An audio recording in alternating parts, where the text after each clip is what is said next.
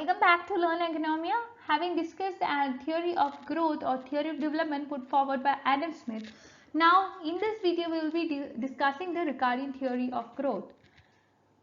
So when I say Ricardian theory of growth, as in the case of Adam Smith or the Smithian theory of growth, this theory is also a little bit lengthy. So what I have done is that for the sake of convenience, I have divided this theory into two segments. The first part of the discussion would be dealt in this particular video, and the next part would be uploaded soon. Okay. Now, when we come to the theory of development or the theory of growth put forward by Ricardo, we have to understand that Ricardo has not put forward any theory of development as such. But what he has done is that he has propounded a theory which is known as a theory of distribution, and this theory is actually based on the marginal and surplus principles. The marginal principle is with respect to the explanation of the share of rent in national output. When this is done with respect to the marginal principle, the surplus principle with respect to the Ricardian theory of growth, it explains the division of the remaining share between the wages and profits. Now, having said so, it is now important to understand the assumptions of the Ricardian theory of economic growth or the Ricardian theory of economic development. Ricardo assumed that the supply of land is fixed, so we cannot increase the supply of land, especially when it comes to short run and all. We cannot increase the supply of land, and land is used for the production of corn, and the working force in agriculture helps in determining the distribution in industry. Okay. Now, Ricardo also believed that there exists a law of diminishing returns operate on land, as we all know that this is something that is very much accepted, or when in present day itself, law of diminishing returns operates on land. Okay, and then he assumes that the demand for corn is perfectly inelastic. That means if there is any change in price, that won't have that much implication upon the demand for corn, because the corn is especially a necessity in this particular theory, or in the context of this particular theory.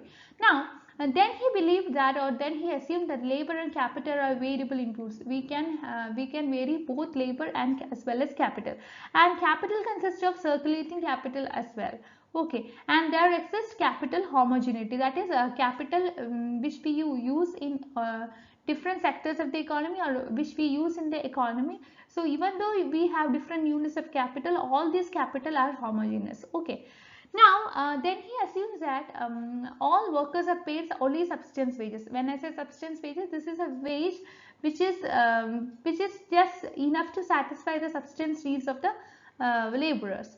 Then Ricardo believed that the state of knowledge is already given, and there is no change in the state of technology or state of knowledge, and also there exists perfect competition. When I say perfect competition, there exists large number of buyers and sellers, there exists product homogeneity, there exists perfect knowledge regarding the market conditions, etc., etc., etc.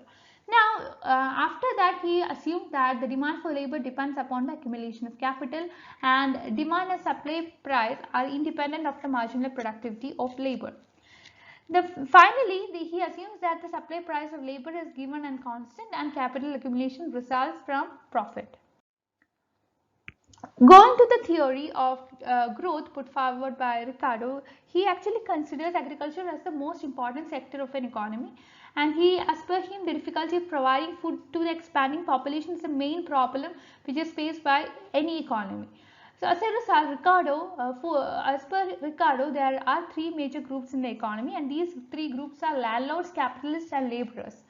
And it is among whom it is among all these three sectors of the economy, or all these three groups in the economy, the entire productive land is distributed, and it is capitalists who initiate the process of economic development in a society by reinvesting profit and increasing capital formation.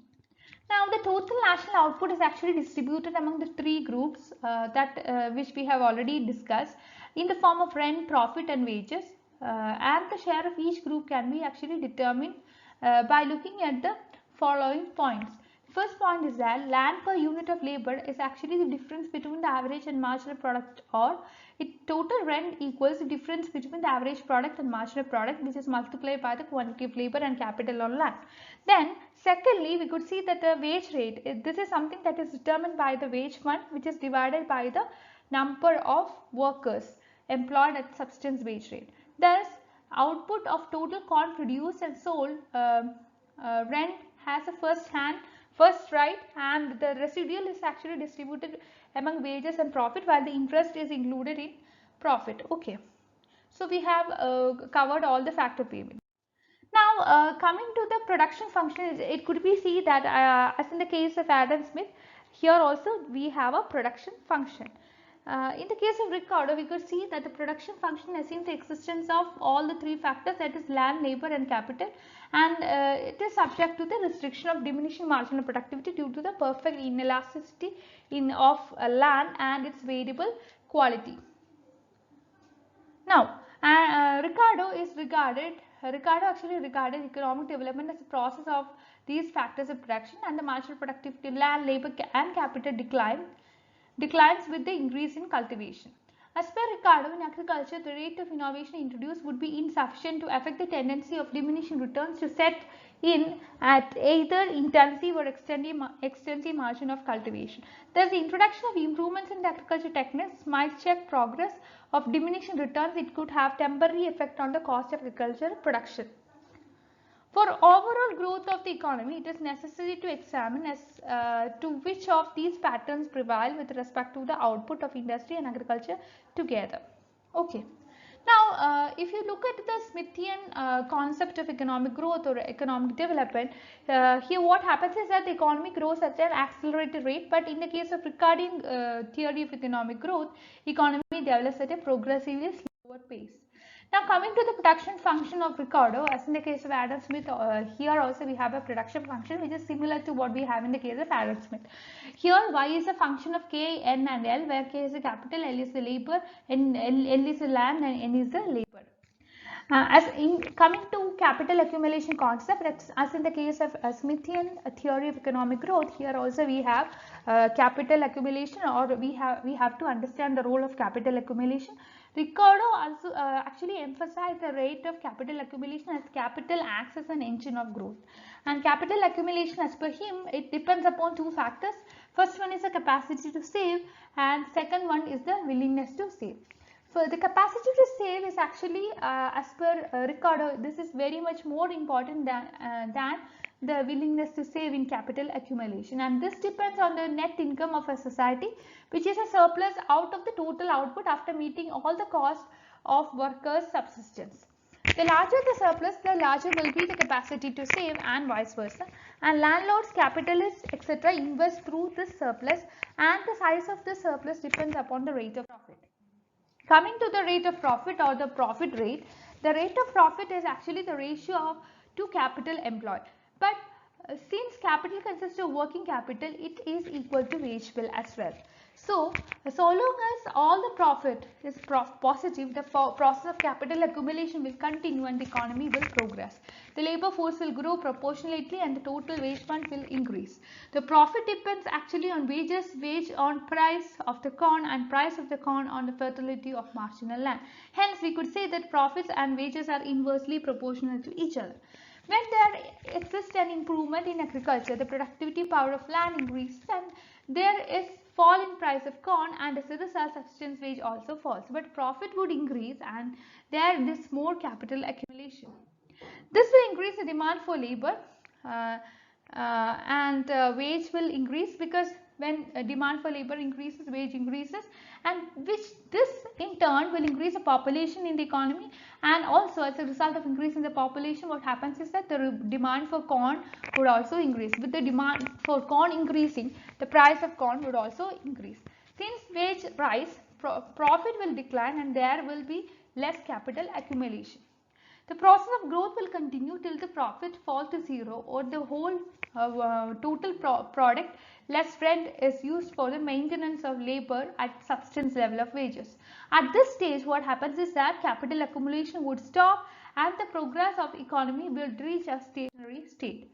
If you look at the case of increase in wages in the Ricardian scheme, actually wages play a very active role in determining income between capital and labor, and wage rate actually here in this scenario depends upon the number of workers and also the wage fund. Wage rate would fall with the increase in number of workers and vice versa, and if the wage rate is sufficient to ensure the comforts of life by laborers, what happens is that the population is expected to increase, and if wage rate is lowest, the working class cannot meet the necessities of life. As a result of the same, the population would decrease. Thus, we could say that there is a positive correlation between wage rate and size of population, and the increase in wages with the increase in population would absorb the rise in the price of corn. Since wages would increase, profit would decline, because the share of money which is set aside to pay wages would increase. That means that the profit which is left to the actual producer would come down, and these opposite tendencies ultimately retard capital accumulation. Now, coming to the declining of profits in other industries apart from agriculture, we have to understand what Ricardo has said. He has said that the profit of a farmer regulate the profits of all other trades. That is, he uses the case of agriculture products as a basis of the agriculture profit, which determines the profit of other sectors, especially when it comes to industrial profit. The money rate of profit earned on capital must be equal to the equilibrium in both agriculture and industry. This is what is argued by Ricardo. And the rate of profit in the agriculture sector determines the rate of profit in the industrial sector of an economy. Thus, when profit declines in agriculture sector, it actually declines the industrial sector as well.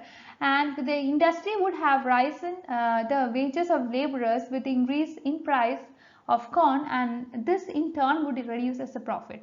Thus, price of corn determines the rate of profit in an industry. When profit declines in agriculture sector, it declines in all other trades as well. So, thank you for watching this video. Please like, share and subscribe this channel for more videos. I will be back very soon with yet another video.